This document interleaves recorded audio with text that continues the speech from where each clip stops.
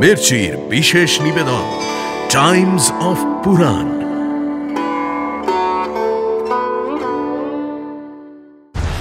এ কি, কৃষ্ণ আর বলরাম এখানে এলেন কি করে? যে পাপিষ্ঠ তার জন্মদাতাকে পর্যন্ত শান্তি দেয়নি, তার রাজত্বে প্রজাদের কত কষ্ট। আমি তো জ্ঞান তো কোনো অন্যায় করিনি রাজা। ঈশ্বর তাহলে কিসের শাস্তি দিচ্ছেন আমাকে? আগে ওই দুষ্ট নরঘাতক অত্যাচারী কংসের বিনাশ ঘটাবো, মথুরার বিপদ দূর করব। শুনছেন মহর্ষি বেদব্যাস রচিত শ্রীমদ্ ভাগবত মহাপুরাণ ও গর্গ সংহিতা অবলম্বনে কৃষ্ণ কথা। আজ শুনবেন বিদায় বৃন্দাবন। হরি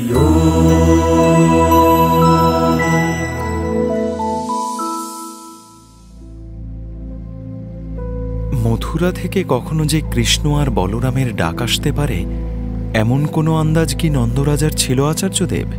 হ্যাঁ রাজা, ছিল। কৃষ্ণ আর বলরামের সম্পর্কে গর্গমুনি তাকে প্রায় সবই বলে গিয়েছিলেন। এই দুই ভাই যে কংসের বিনাশের কারণ হবেন, সে কথাও গোপন করেননি তিনি। সেসব কথা শোনার পর থেকে মনে মনে তৈরি ছিলেন নন্দ। তাছাড়া বৃন্দাবনে যে অলৌকিক শক্তিতে একের পর এক অসুর বধ করেছেন কৃষ্ণ, এরপর তার ভগবৎ সত্তার প্রতি আর বিন্দু মাত্র সন্দেহ ছিল না তার। কৃষ্ণের মথুরা যাওয়াটা শুধু যে সময়ের অপেক্ষা, নন্দ মহারাজ সে কথা জানতেন। অক্রূর বৃন্দাবনে এসে কি নন্দরাজার কাছ থেকে কৃষ্ণ বলরামকে নিয়ে যাওয়ার অনুমতি চাইলেন আচার্যদেব? না পরীক্ষিত, স্বয়ং রাজার আদেশ নিয়ে এসেছেন অক্রূর। তার আর কার অনুমতির দরকার? অক্রূর অনুমতি নিতে আসেননি, হুকুম তামিল করতে এসেছেন। তবে কৃষ্ণ আর বলরামের দিব্য দর্শন পাওয়ার পরে আপাতত সব ভুলে গেছেন অক্রূর। সব ভুলে গেছেন তিনি। কৃষ্ণ আর বলরামের সঙ্গে পরমানন্দে নন্দভবনের দিকে চলেছেন তিনি। আসুন মহামতি অক্রূর, নন্দরাজার ভবনে আপনাকে স্বাগত জানাই।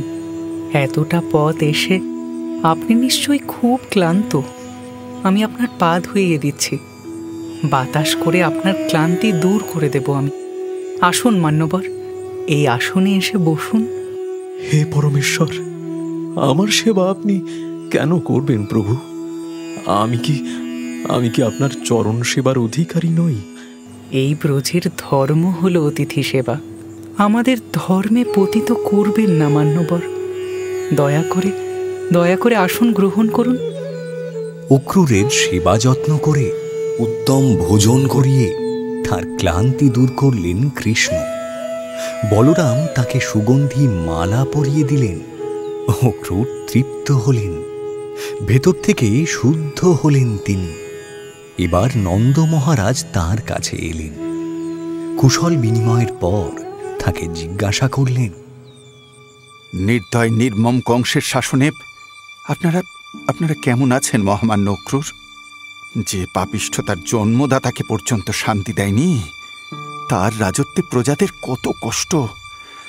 দিনরাত শুধু সেই কথাই ভাবে।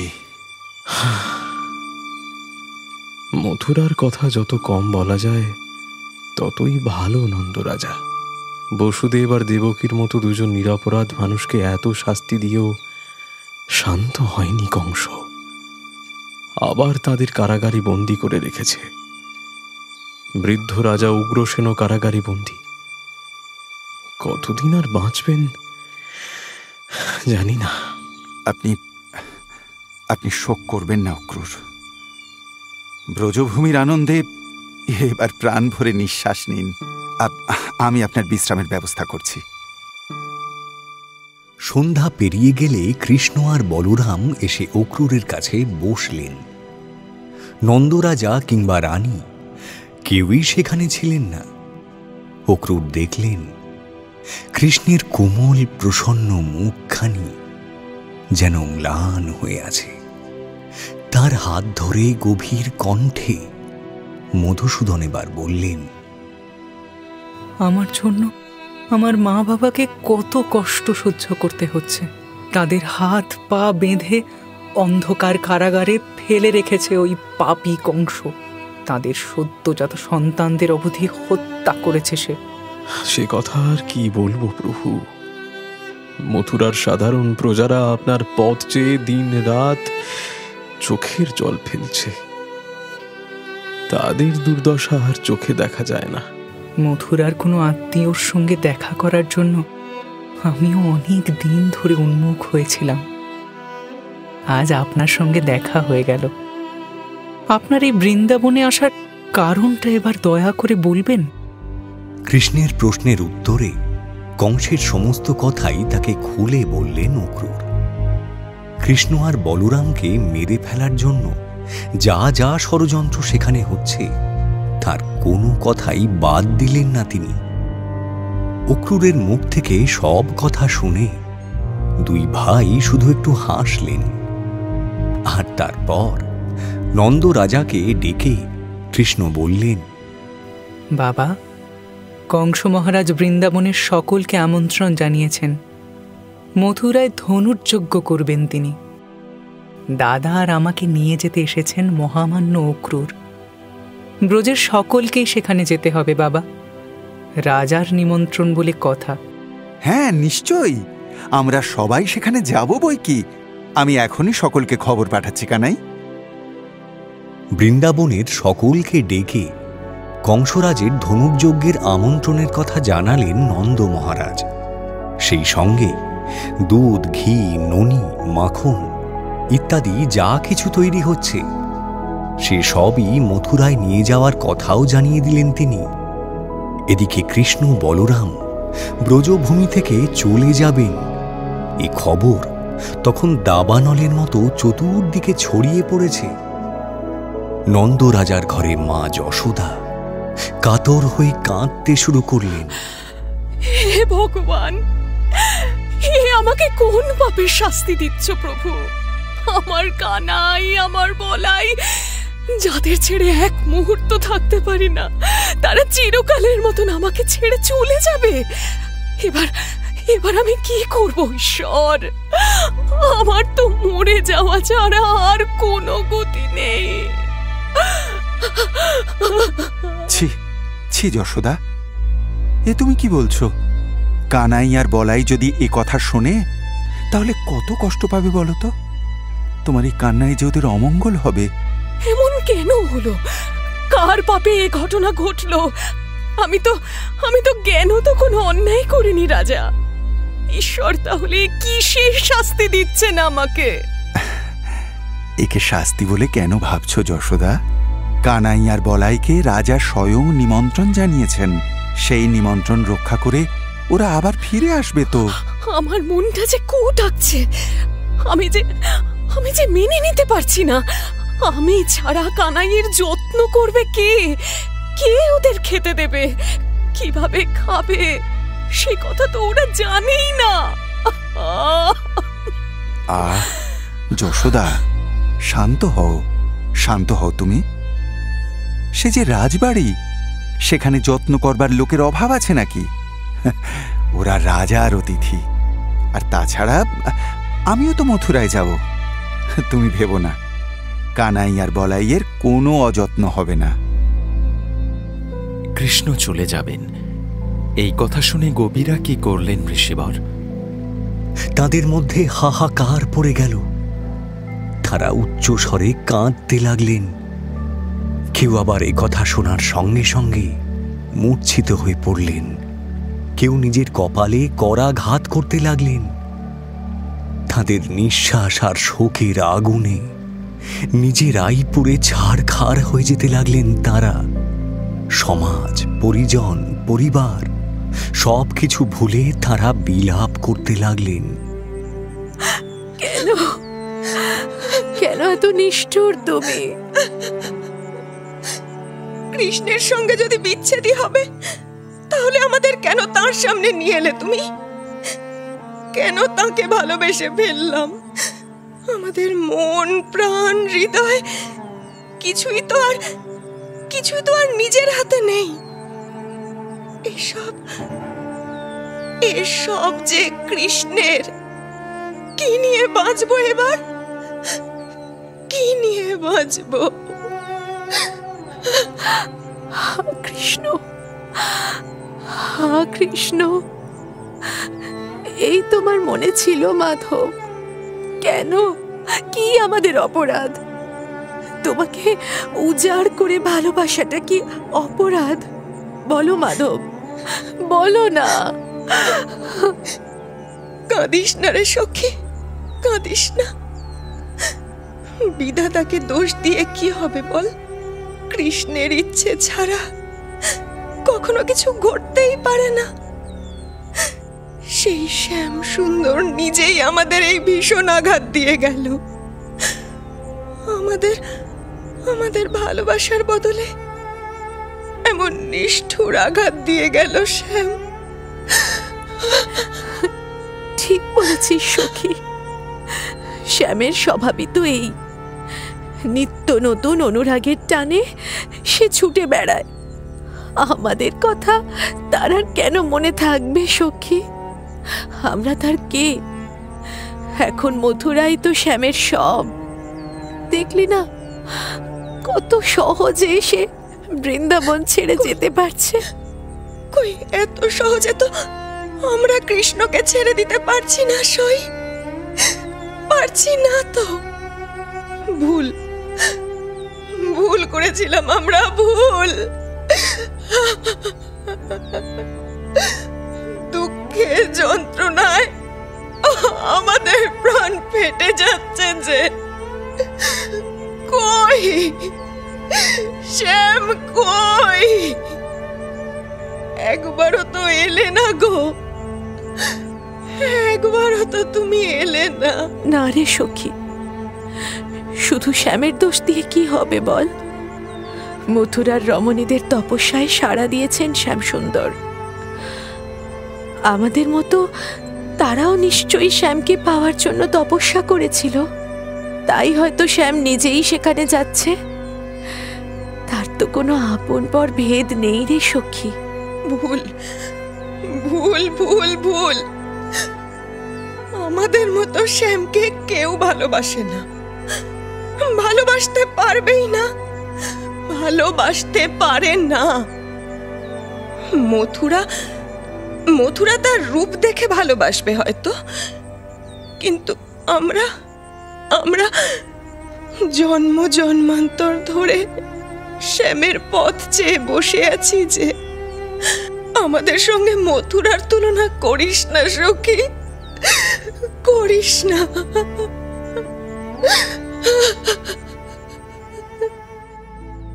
আর রাধারানী এই নিদারুণ সংবাদটা শুনে তিনি কি করলেন ঋষিবর? নিজেকে কিভাবে প্রবোধ দিলেন তিনি? রাধারানীর আর কথা বলার মতো কোনো শক্তি নেই, কোনো ভাষা নেই তার। সখীদের মধ্যে তিনি মূর্ছিত হয়ে পড়েছেন। সখীরা তার সেবা করছেন, তাকে সুস্থ করে তোলার চেষ্টা করছেন তারা। নিজেদের বিয়োগ ব্যথা ভুলে শ্রী রাধিকার যন্ত্রণা লাঘব করছেন তারা। রাধে, রাধে, এ কি হলো তোর? রাধে, ওঠ সখী, চোখ খোল। জলান সখী, সখী জলান, চোখে মুখে জল দে। রাধার তো চেতনা নেই। আগে তার মূর্ছা ভাঙাতে হবে যে। সখী, সখী বাতাস কর, সখী, সখী বাতাস কর ওকে। হা কৃষ্ণ, হা কৃষ্ণ, হা কৃষ্ণ। রাধে, রাধে, জ্ঞান ফিরেছে, রাধার জ্ঞান ফিরেছে। না রে সখী, ফেরেনি। মূর্ছার মধ্যে কৃষ্ণ নাম জপ করছে রাধা। রাধে, রাধে, ওঠো রাধে। ওই তো কেশব এসেছে। কেশব, কেশব, এ কি হলো কেশব? এ কি হলো কেশব? শোক করো না সখী, আমার কথা শোনো। শান্ত হও তোমরা। রাধে, ওঠো রাধে, ওঠো, আমার কথা শোনো। কৃষ্ণ, তুমি চলে যাবে কৃষ্ণ? প্রজাপতি ব্রহ্মার কথায় তোমাকে নিয়ে আমি কেন এই পৃথিবীতে এসেছিলাম সে কথা ভুলে গেলে রাধা? এই পৃথিবীর ভার লাঘব করতে এসেছি আমি।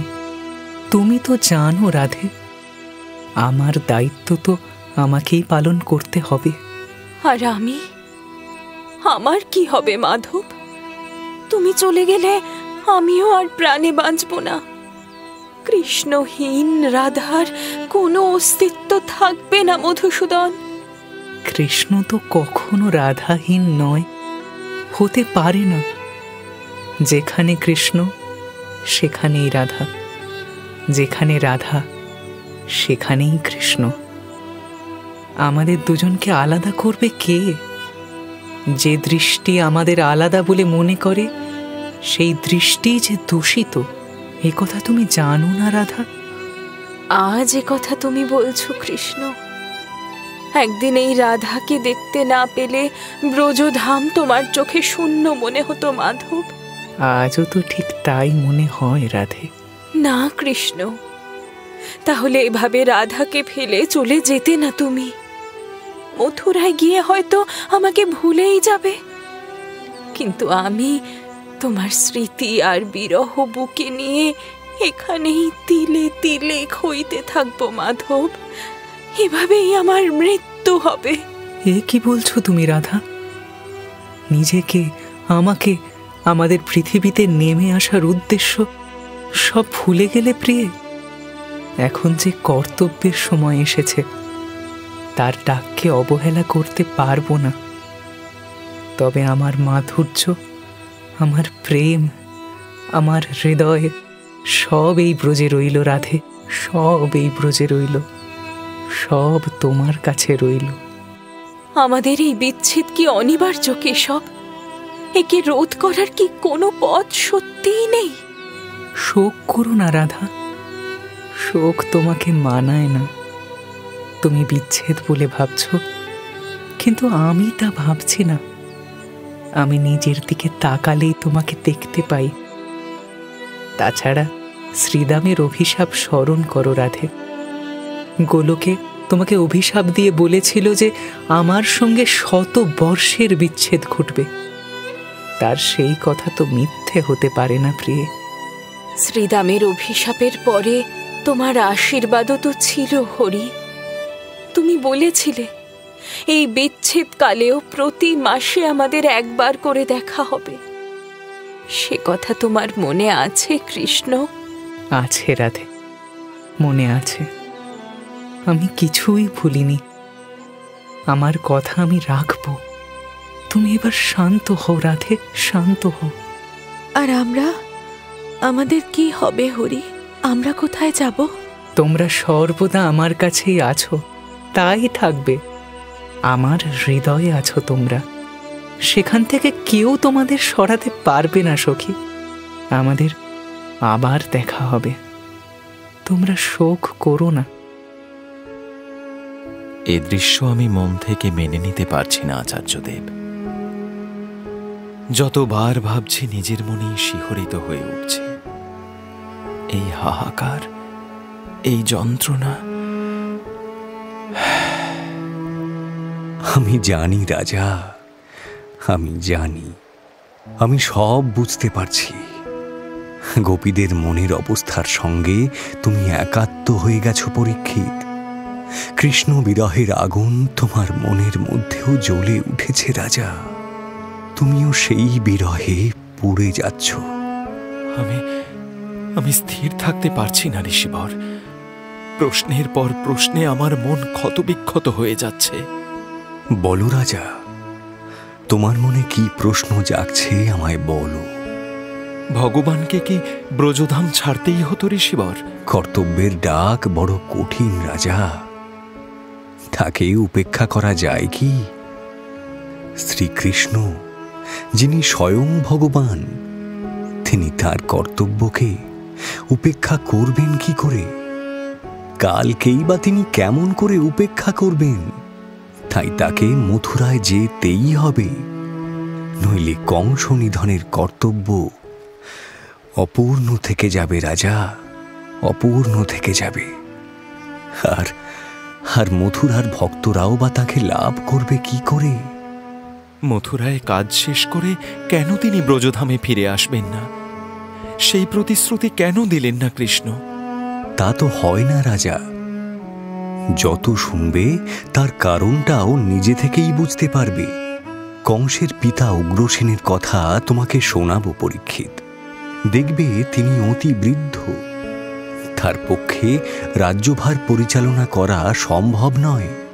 তাহলে এবারে ভেবে দেখো রাজা, কংসের নিধনের পরেই কৃষ্ণ যদি মথুরা থেকে বৃন্দাবনে ফিরে আসেন, তাহলে মথুরা রাজ্যে অরাজকতা দেখা দেবে। তাই তো সেই রাজ্যের দায়িত্বটা তাকেই নিতে হলো। তাহলে তিনি গোপনে ব্রজভূমিতে এসে দেখা দিয়ে যাবেন, এমন প্রতিশ্রুতিও তো করলেন না। তাতেও কি কোনো সমস্যা ছিল আচার্যদেব? ছিল বই কি। সেই সমস্যার নাম হলো জরাসন্ধ, অর্থাৎ কংসের শ্বশুর। একমাত্র তার জন্যেই স্বর্গ, মর্ত, নরক কোথাও কংসের সঙ্গে যুদ্ধ করার মতো যোদ্ধা ছিল না।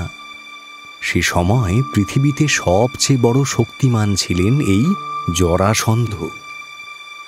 কৃষ্ণ ছিলেন তার প্রধান শত্রু।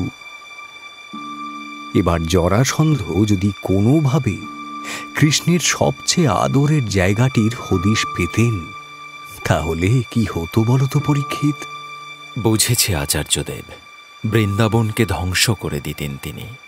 হ্যাঁ রাজা, বৃন্দাবন এক অতি সাধারণ সহজ সরল পল্লী গ্রাম। সে গ্রাম কখনো জরাসন্ধ বা কংসের অন্যান্য বন্ধু রাজার আক্রমণকে রুখতে পারত না রাজা, কখনো না। তাছাড়া সরাসরি আক্রমণ না করেও অন্য যে কোনোভাবে বৃন্দাবনের ক্ষতি করতে পারতেন জরাসন্ধ। আচ্ছা প্রভু, কৃষ্ণ তার বৃন্দাবনের পরিজনদের তো মথুরায় এনে রাখতে পারতেন, তাহলে তারাও তাকে দেখতে পেতেন। তিনি ইচ্ছে করলেই এ কাজ করতে পারতেন। তাও কেন করলেন না ঋষিবর? দয়া করে আমাকে এই প্রশ্নের উত্তর দিন। না পরীক্ষিত, এই কাজও সম্ভব ছিল না। তাতেও অনেক সংকট দেখা দিত। কেন ঋষিবর? কোন সংকটের কথা বলছেন আপনি? দয়া করে বুঝিয়ে দিন। দেখো রাজা, বৃন্দাবনের কৃষ্ণ হলেন গোপ বালক। তিনি বাঁশি বাজান, গরু বাছুর পালন করেন, বৃন্দাবনের সকলের মনোরঞ্জন করেন তিনি। এই কৃষ্ণের সঙ্গে মথুরার কৃষ্ণ কখনোই এক নন। সেখানে তিনি ক্ষত্রিয়, রাজবেশধারী। যুদ্ধবিগ্রহ, রাজনীতি, কৌশল, কর্তব্যে তিনি এবারে বাঁধা পড়বেন। বৃন্দাবন সেই রূপকে সহ্য করতে পারবে না রাজা, পারবে না। আবার মথুরাও তার বংশীবাদক রূপকে কখনো দেখতেই পাবে না। তাহলে দুটো জায়গা কি করে মিলবে? বৃন্দাবনে প্রেম আর মথুরায় কর্ম, এই দুই রূপের একত্র অবস্থান তো সম্ভব নয় রাজা। বুঝেছি প্রভু। ঠিক যে কারণে ব্রজবাসীরা বৈকুণ্ঠে দর্শন করেও সহজ হতে পারেননি, আপনি নিজেই সে কথা শুনিয়েছেন। হ্যাঁ রাজা, ঠিক বুঝেছ। রসরাজ ব্রজেশ্বর আর সর্বনিয়ামক হরি, দুজনকে তারা মেলাতেই পারেননি। বৃন্দাবন তার রস স্বরূপ মূর্তিতেই তুষ্ট, অন্য কোনো রূপ তারা চান না। তাদের ভক্তি হল অব্যভিচারিণী ভক্তি। এ কথার অর্থ কি প্রভু? নিষ্ঠা ভক্তি, মানে কোনো এক বিশেষ রূপে নিষ্ঠা। সেখানে অন্য কোনো রূপ বা অন্য কোনো ভাব এসে মিশতেই পারে না। মহাবীর হনুমানের যেমন রাম রূপে নিষ্ঠা, ঠিক সেরকম বৃন্দাবনও তাদের রসরাজ ভিন্ন, আর কোনো রূপকেই মেনে নিতে পারত না। তাতে যে বিরাট ধর্ম সংকট উপস্থিত হতো, বুঝেছ রাজা? হ্যাঁ প্রভু, এবারে সব বুঝতে পেরেছি। আমার মনে আর কোনো দোলাচল নেই। আমি শান্ত হয়েছি প্রভু। মন থেকে সেই দুঃখের আগুন নিভেছে। এবার আমাকে শ্রীকৃষ্ণের মথুরা যাত্রার কাহিনী শোনান ঋষিবর। সে কথা শোনার মতো সংযত হয়েছি এবার।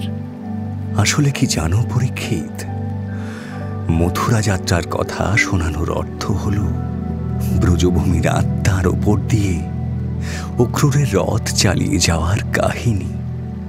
সে কাহিনী উচ্চারণ করা যত কঠিন, উপলব্ধি করা আরো বেশি কঠিন। বাতাস পেলে আগুন নিভে যায় রাজা, কিন্তু দাবানল আরো হু হু করে জ্বলে উঠেছে।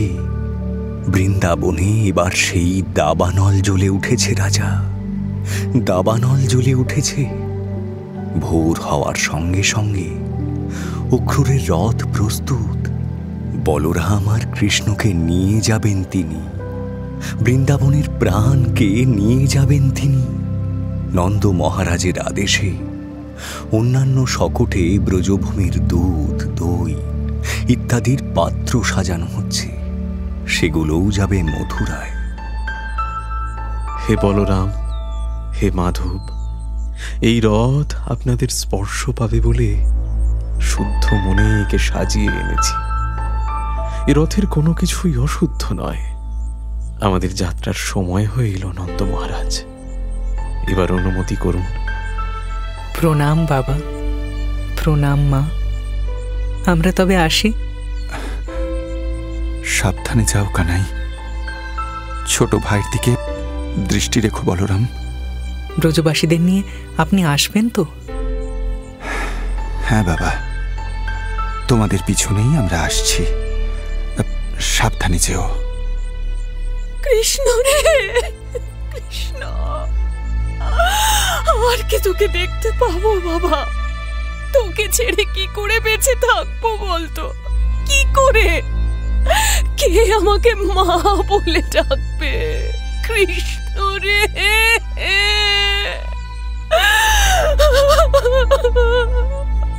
মা, মা এমন করে কেঁদো না মা। তাহলে আমরা যাই কি করে বলো তো?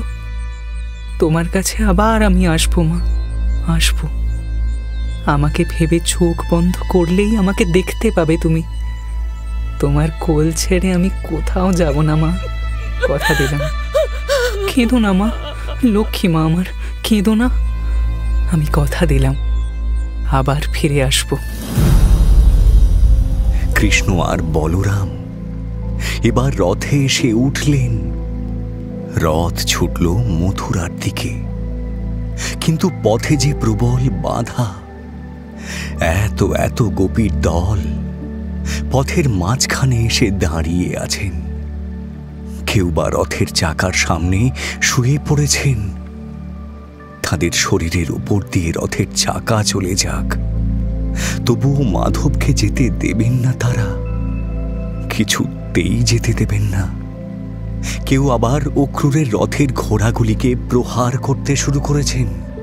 অক্রূরের দিকে গাছের ডাল, চুড়ি, হাতের সামনে যা পাচ্ছেন ছুঁড়ে মারছেন, কটু কথা বলছেন তাকে। এবার অক্রূরকে রক্ষা করতে স্বয়ং কৃষ্ণ এগিয়ে এলেন। শান্ত কোমল স্বরে গোপীদের প্রবোধ দিতে লাগলেন তিনি। তারপর রথে আসীন হলেন। বৃন্দাবনের পথে ধুলো উড়িয়ে ছুটে চলল সেই রথ। যতক্ষণ তাকে দেখা যায় ততক্ষণ অবধি সেদিকে তাকিয়ে রইলেন গোপীরা। তারা কি কৃষ্ণের ফিরে আসার প্রতীক্ষায় ছিলেন আচার্যদেব? হ্যাঁ রাজা, গোপীদের একটা অসম্ভব আশা ছিল যে কৃষ্ণ হয়তো তাদের ফেলে যেতে পারবেন না, আবার বৃন্দাবনেই ফিরে আসবেন। কিন্তু সত্যিই যখন আর ফিরলেন না, তখন দীর্ঘশ্বাস ফেলে পথেই বসে পড়লেন তারা। কৃষ্ণ আর বলরামকে নিয়ে এবার যমুনার তটে এসে দাঁড়ালেন অক্রূর। স্বচ্ছ টলটলে অমৃতের মতো জল পান করলেন সকলে। তারপর দুই ভাইকে রথে বসিয়ে স্নান করতে নামলেন অক্রূর। গায়ত্রী জপ করতে করতে যমুনায় ডুব দিলেন তিনি। ওম ভূর্ভুবঃ স্বাহা তৎসবিতুর্বরেণ্যং ভর্গো দেবস্য ধীমহি ধিয়ো ইয়ো নঃ প্রচোদয়াৎ। এ কি? কৃষ্ণ আর বলরাম এখানে এলেন কি করে? তাহলে কি তারা রথে নেই? কি হয়েছিল আচার্যদেব? কৃষ্ণ বলরামকে কোথায় দেখতে পেলেন অক্রূর? গায়ত্রী মন্ত্র জপ করতে করতে যেই জলে ডুব দিয়েছেন অমনি অক্রূর দেখলেন যে একটু দূরেই জলের মধ্যে রয়েছেন কৃষ্ণ আর বলরাম। অথচ তারা তো রথে ছিলেন, তাহলে এখানে এলেন কি করে? এই ভেবে ব্যস্ত হয়ে জল থেকে উঠে পেছনের দিকে তাকালেন অক্রূর। একটা গাছের ছায়ায় তার রথটা দাঁড়িয়ে আছে। আর কি আশ্চর্য, কৃষ্ণ বলরাম তো রথেই বসে আছেন। তাহলে এই জলের মধ্যে এরা কারা? অক্রূর কি চোখে ভুল দেখেছিলেন আচার্যদেব?